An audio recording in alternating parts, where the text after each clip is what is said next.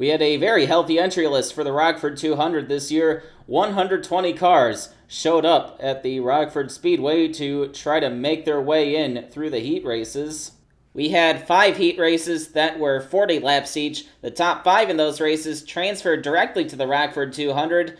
6th through 15th made it to the B mains, which we are going to show you tonight. And the rest of the field, well, we'll be going home early this weekend. And we had a number of surprises on the list of drivers who failed to qualify. Andy Pearson and Lucas Sweeney failed to make it in. Well, Pearson isn't so much a surprise because he's failed to qualify for this race over half the times he's attempted it. Edwin Schwartzlowski, the defending race winner, failed to qualify along with 2 of his M&J Racing teammates, Michael Madrigal and Taylor Brillen, who won the last 2 consecutive races. Both of the Doppelgang cars failed to make it in. We thought they would get in pretty easily considering how fast they've been in their very few races. And you saw that Nikos Kostopoulos had a disqualification next to his name. Kostopoulos finished well enough in his heat to transfer to the 200. However, he got into that position by lining up in the wrong line on a restart. He had illegally gained a whole bunch of spots when he thought he was a lap down and never conceded those positions, so that was a very embarrassing moment for Garcia Aragon Motorsports. And now we will hand it over to special guest Michael Walsh, who will bring you all of the action from tonight's B mains. Remember that the winner of each B main will receive 50 bonus points and a spot on the final row of the grid for the Rockford 200. Take it away, Mike. Thank you, Scott. It is an honor. Now let's go to the lineup for main number 1. We've got Leonid Chernov on the pole, surprise there. Libby Bell starting on the outside pole. Brenda Riggs qualified in 8th place, one of her first races back. Cleus McGuffey, surprise there in the top 10. And we've got a couple more cars back here.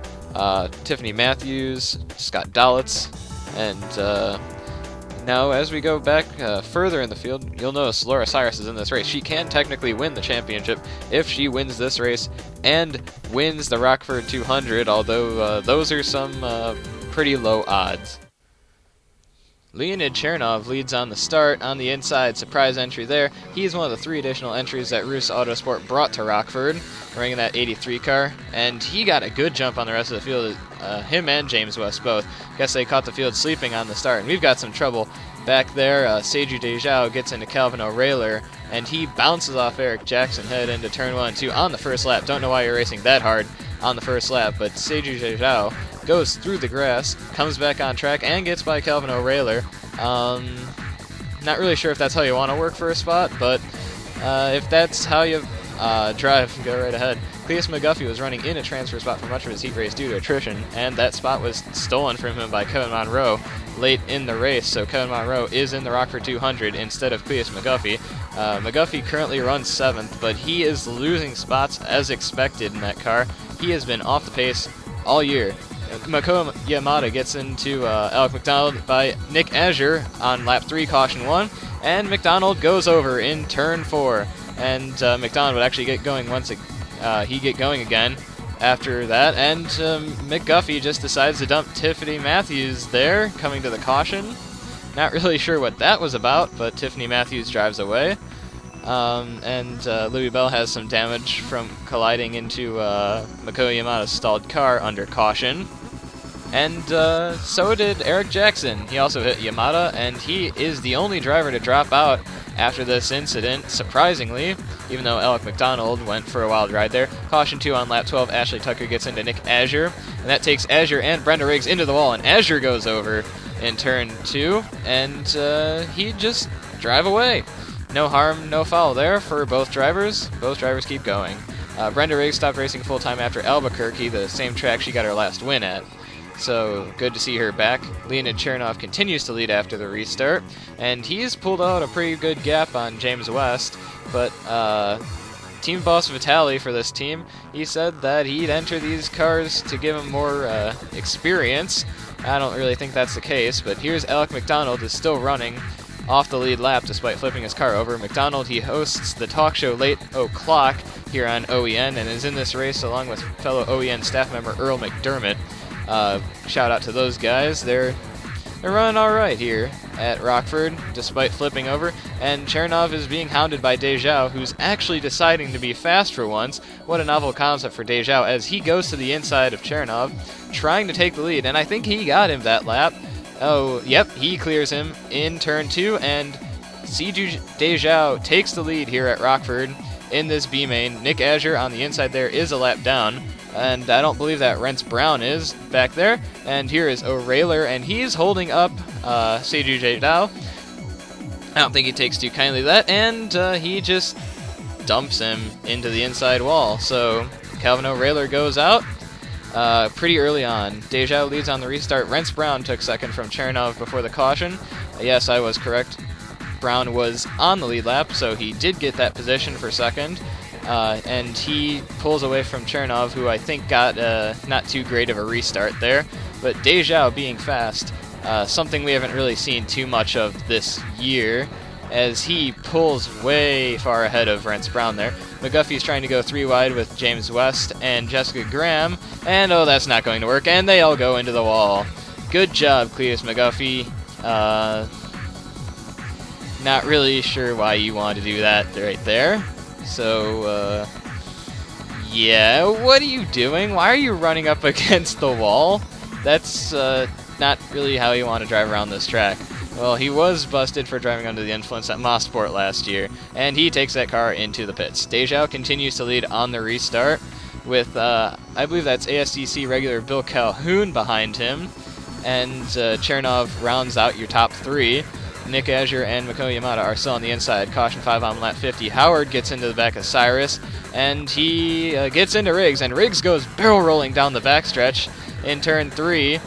And Tiffany Matthews caught the wall trying to avoid Riggs there on the outside.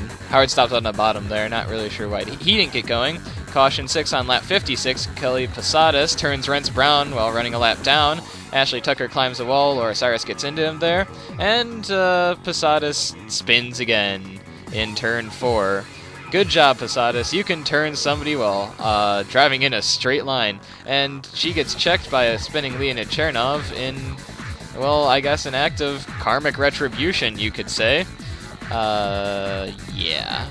And Laura Cyrus came into this race with an outside shot at the championship, but she's a bit damaged right now. She can put herself back in the title hunt if she wins this B main, and she gets the 50 bonus points. But as I said at the start, that is highly unlikely, although she's currently in 5th place, and she's trying to get by Leonid Chernov and Rents Brown, and she appears to be faster than both of them, even with damage sustained in that last accident.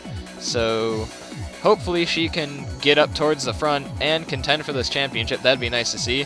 Zach Webster is in P8 on lap 68. We haven't seen him for a while. He transferred into the Rockford 200 from his heat race last year, but if he doesn't pick up his speed soon, he's going to miss the race this year. He was actually planning on running the full season this year, but funding kind of vanished at the last minute. So good to see him back here in the series. He managed to get a few sponsorship deals together and showed up with some decent funding here at Rockford.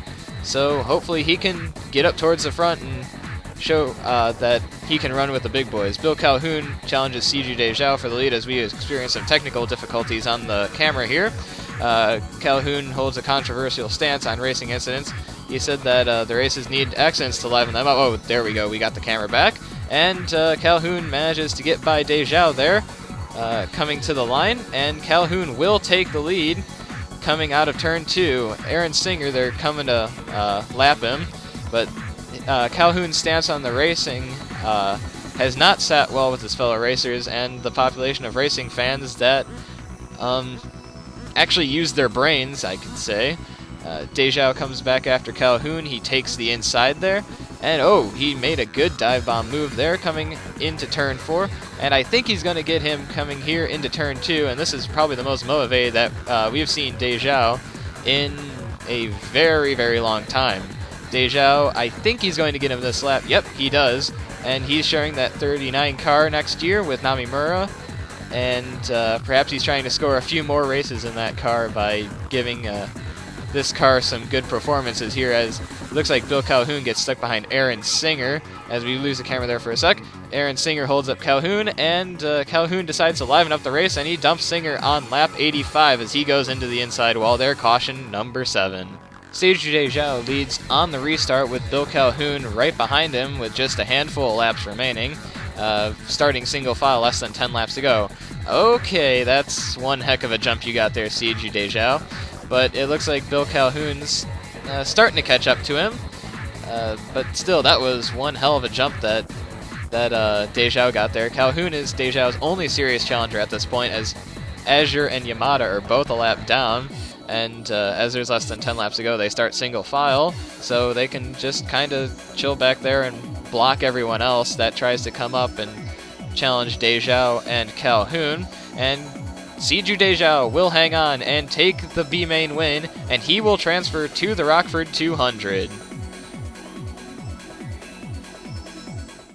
B main number 2, Tom Delgado qualified on the pole for this race. Frank Azure on his outside. Zachary Zins starts third. Afzal Tamid, TM Lights driver, on the inside. Alessandro Rossini makes a return.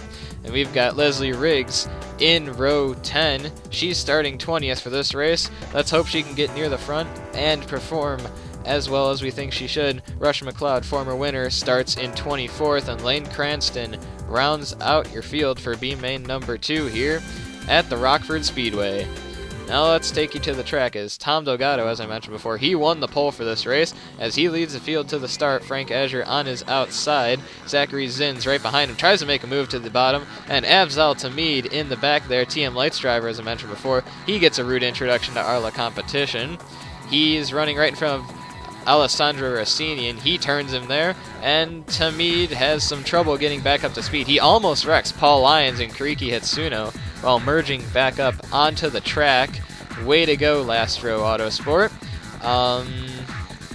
Oh, what's going on back there? We've got some cars getting together. In the meantime, I believe that's Mike Howard. He gets swept up when Steve Johnson, his other teammate, turns Seb Harb, and they all go into the wall as well as Tanner Clausen, who's trying to shove Mike Howard there. Nice teamwork, Lastro. Way to wreck your teammates on lap 2 nonetheless, as it looks like all cars get away from that incident without too much damage. Caution 2 on lap 10 as Zach gets together with Paul Lyons, and he spins him right up into the path of Lane Cranston, who climbs the wall in turn 4. I believe that's the second time he's done that this week, as I believe that Cranston climbed the wall in his heat race as well.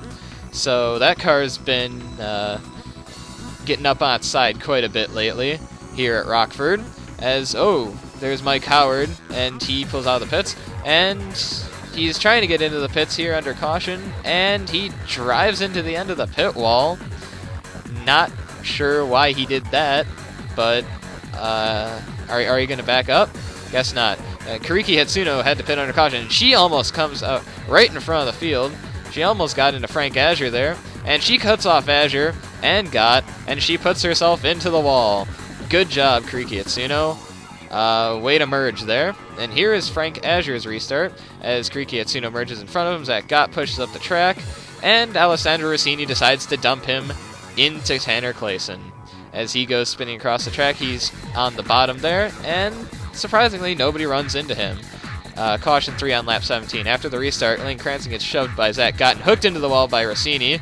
No caution for that, but that's the second time this race that Cranston has climbed the wall, and he promptly drives that car into the pits. And here's Tom Delgado being challenged for the lead by Zachary Zins, as it looks like Zins moves him out of the way there a bit, and Zins will take the lead right there. Stuck behind Mike Howard a little bit, but if Delgado wins this race and makes the 200, it will be the first noteworthy thing that he's done this entire season, aside from, well, firing his engineers every week and a half, it seems, because, I guess he doesn't like it when his teams underperform, so he decides to do the most logical thing to him and just fire his team every week and a half. David Krikorian decides to rough off Delgado for second place, and Delgado takes note of that and continues to low line and block Krikorian from the spot. So I think, Krikorian's going to try it again here in turn 1 and 2, but that doesn't quite work, so he's going to keep running him there. Tanner Klassen hits the wall, gets hooked by Philip Borland, and gets knocked into Frank Azure, who spins into the grass and hits the inside wall there and keeps going, although he's looking pretty slow. He's limping back up onto the track. That car is clearly not handling too well, and he decides to just stop traffic down the entire backstretch. What are you doing? And oh, we've got a caution. Caution for on lap 46 as Mike Howard gets turned around by Nicole Moreno, his teammate, and oh, Zachary Zins is involved. Zachary Zins, the race leader, just got smashed up in this incident caused by, well, teammates wrecking each other as Zins gets held up by the extremely slow Azure, and he gets brake checked there by Afzal Tamid. So Last Row Autosport teammates teaming up in what seems to be a conspiracy against Zachary Zins, and Zins will go out of the race because of this. Zins, a notable conspiracy theorist, I'm sure won't have much to say about that, or quite a bit to say about that, excuse me, but Todd Wlodarczyk ARCA breaks into this incident, and he gets hit by Leslie Riggs and Nami Mura, and I believe that's Steve Howard who also piled into that incident afterwards. And David Krikorian has the lead in the midst of all the chaos because he inherited it after Zins fell out. Zins, the conspiracy theorist, who I'm sure has quite a few words for Last Row Autosport after that little maneuver where basically 3 of their 4 cars took him out in one fell swoop. But David Krikorian has had he's had a good season this year. He is contended for the championship, but too little too late, I guess. Mike Howard gets turned around by Nami Mura. It seems like the Last Row Autosport cars have been in everything this race. I'm not sure if that's really what you want to be known for, but they seem to be the ones who are involved in all the wrecks. So, well, maybe it's because they do have 4 cars in this race.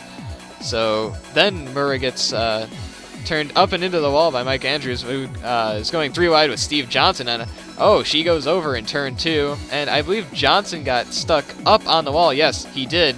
As you saw at the back of that shot, Johnson was stuck up on the wall, but Nami Mura got hit into the catch fence, and she launches that car onto pit road. Kiriki Atsuno gets wrecked in the 3-wide situation with John Hulks, and surprise, surprise, Steve Johnson, and she goes into the wall, caution 6 on lap 63. Kiriki Atsuno limps that car away, but the Last Row Autosport involved in everything, it seems, tonight. Johnson's adventure continues as Kerry Rodriguez and Alessandro Rossini play games behind him.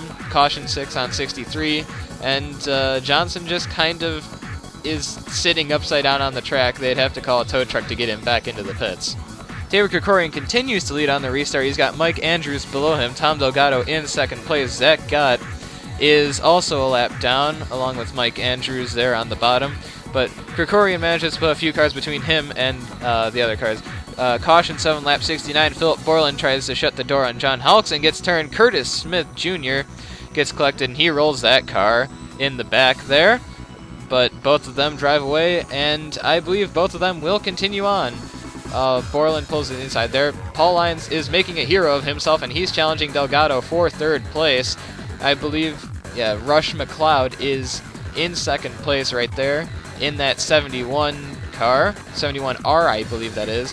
Former Rockford 200 winner Rush McLeod is, yes, right in front of them. But Lyons better find a good ride somewhere after he's done with Team Burr after this race, because he has put together a string of good performances all year with this underfunded equipment. So Lyons making a hero of himself here. Mike Howard gets turned by Kerry Rodriguez and drives right across the track, doesn't use the brakes, and hits Philip Borland right in the door. Caution 8 on lap 77. Mike Howard continues to drive away, and Last Row Autosport continues their shenanigans on track. Alessandro Rossini is trying to fight to get back on the lead lap, and is putting up one hell of a fight trying to do so, as we got 3 wide back there with a couple cars. But Rossini, caution lights are on. I think Rossini might have gotten his lap back. Mike Andrews is in the middle of a gravity racing sandwich with Zach Gott and Rush McLeod, and Gott pushes Andrews up into his teammate McLeod, and Andrews goes spinning down the track and flipping. Nice teamwork, dumbass. Way to take out your teammate. David Krikorian continues to lead, and Lyons has moved up into second place. What a run by Paul Lyons in that Team Burr number 54 car. He has put together one heck of a run, and he's moved that car up, but it looks like he's falling back. Rossini still is trying to fight his lap back despite this.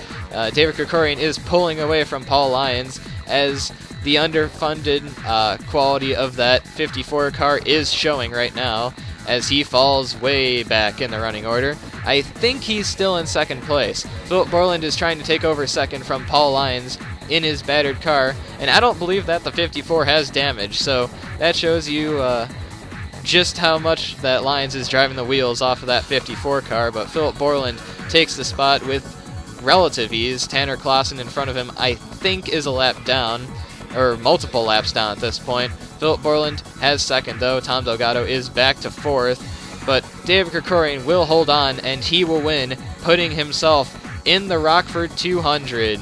So there you have it. Seiju Dejao and David Krikorian are the two transfer drivers into the Rockford 200 this year.